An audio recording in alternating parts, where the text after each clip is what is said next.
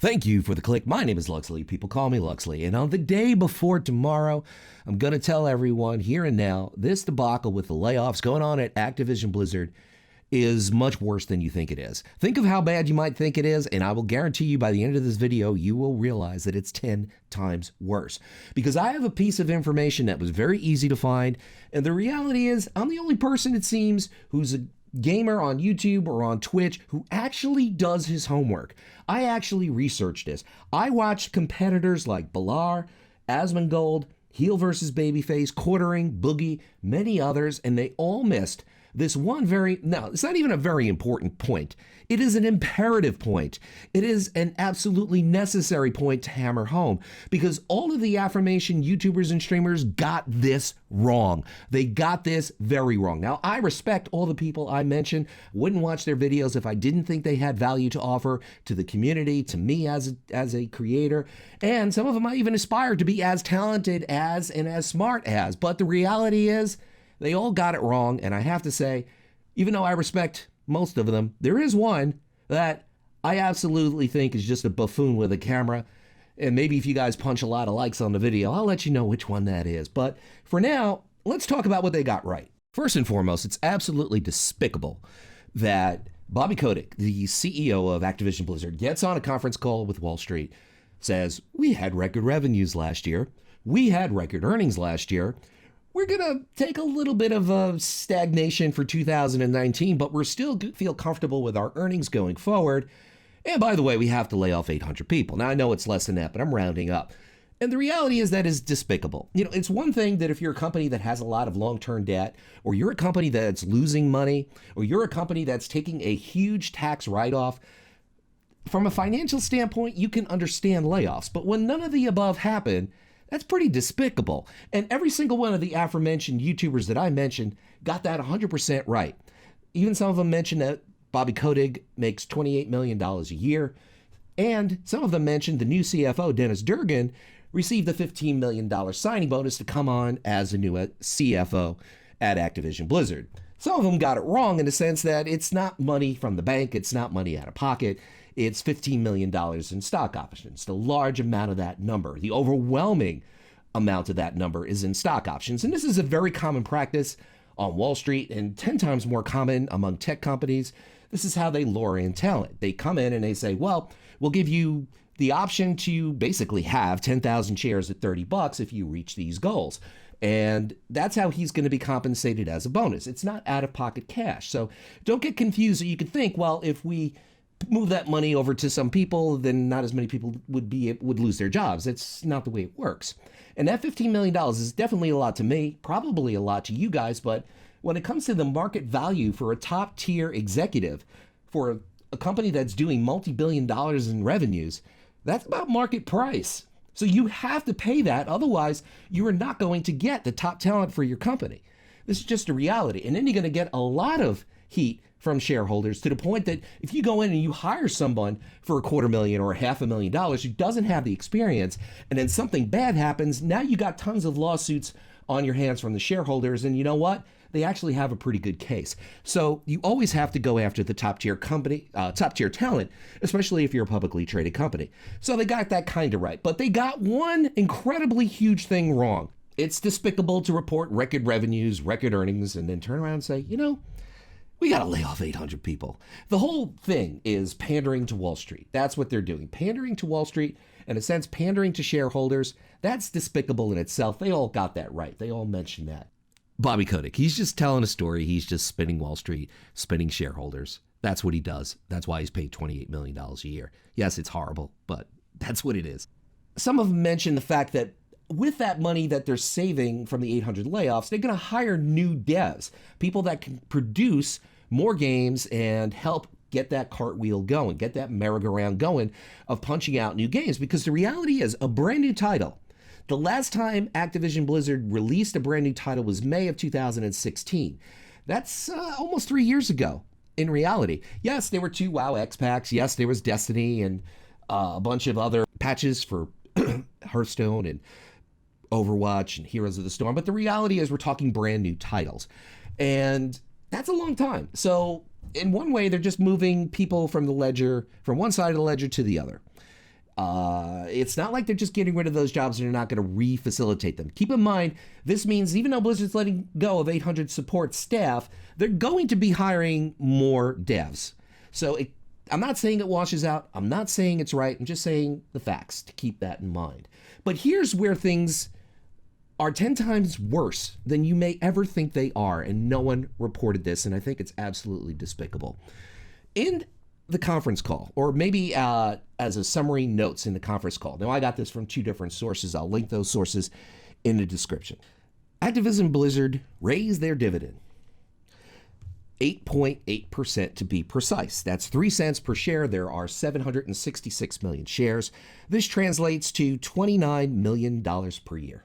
So not only did they have record revenues last year, not only did they have record earnings last year, not only do they forecast a little bit of a stagnation, but still earnings are going to be in line, they increased the payout to shareholders by $29 million per year. That's just a small fish. Let me talk to you about the big fish here.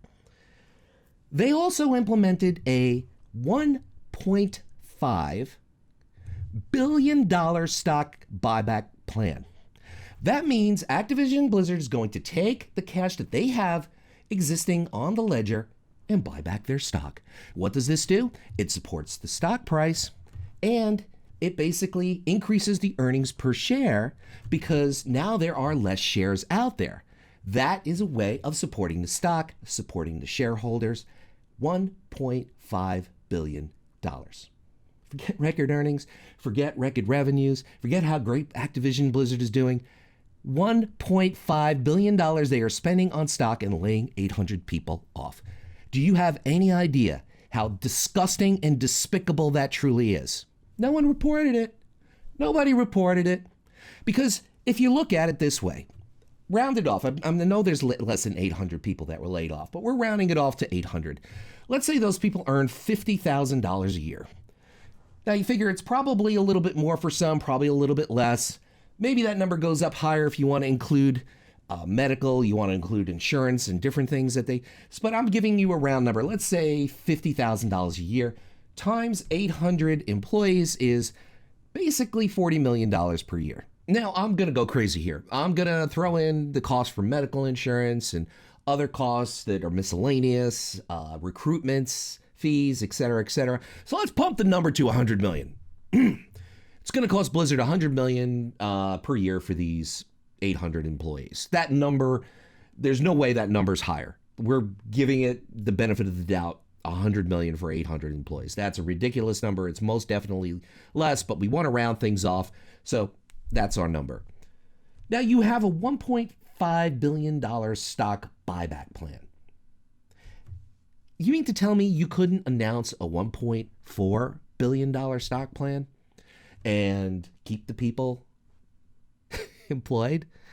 Or you couldn't announce a $1.2 or $1.3 billion stock plan and go out and use that money to buy more customer support, to buy more talent on the dev side? You see, this is where Blizzard, Activision, not occasionally, consistently fails.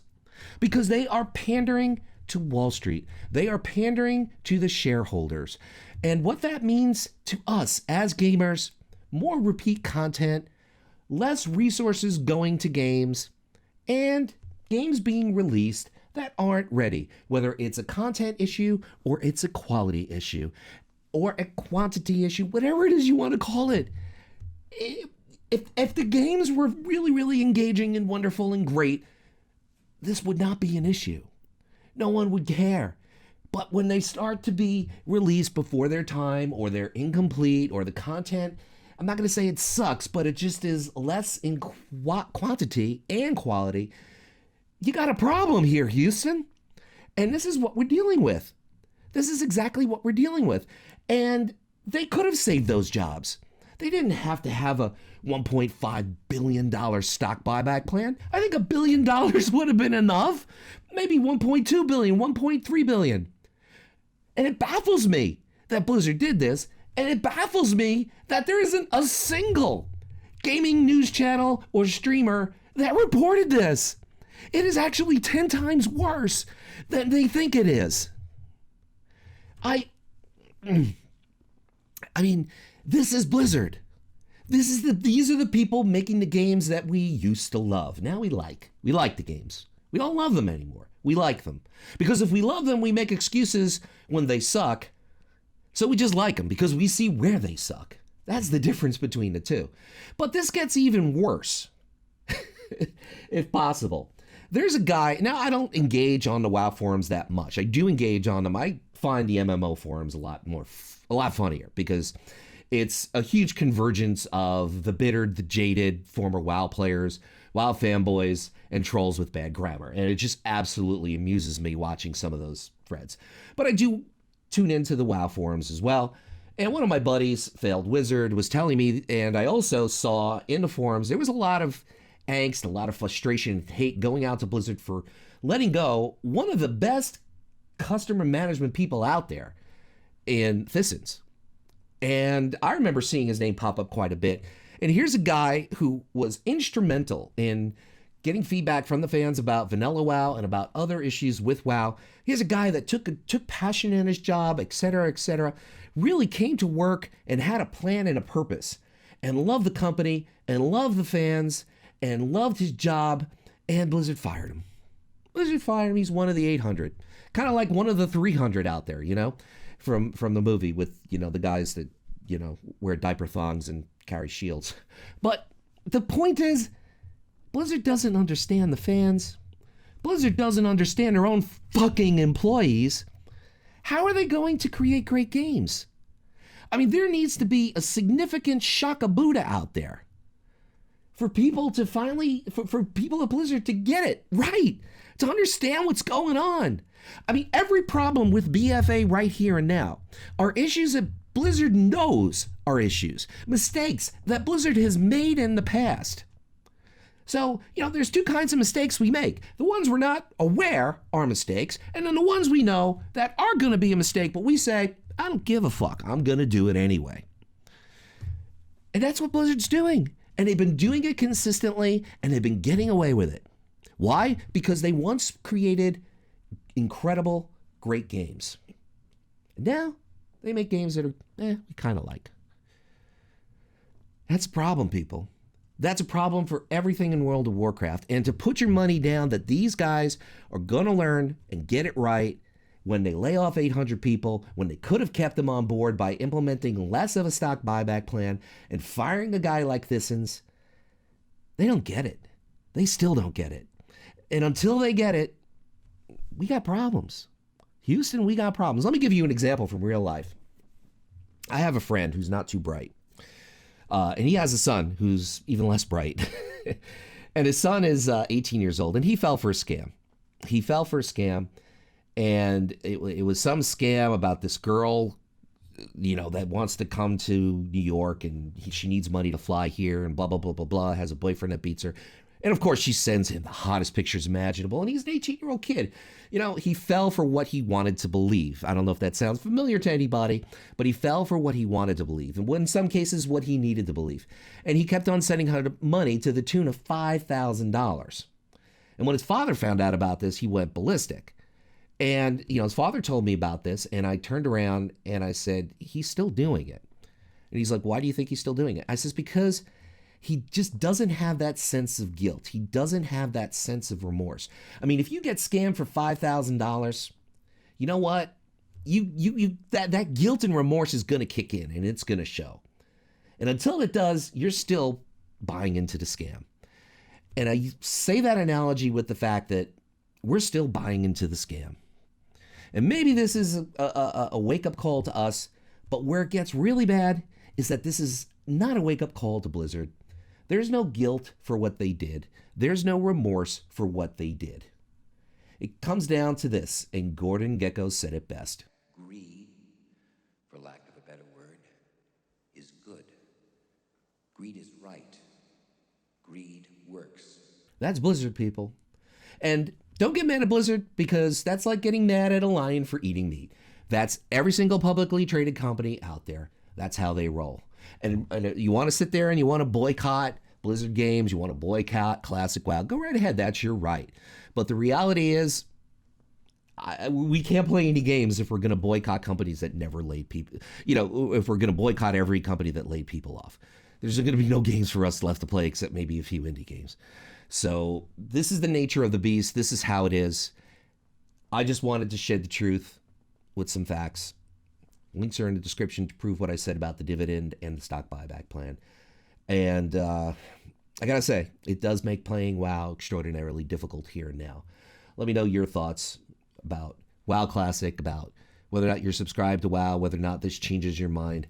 My name is Luxley. Thank you for watching. And as I often say, whatever it is by you, whether it is morning, afternoon, or night, make it epic.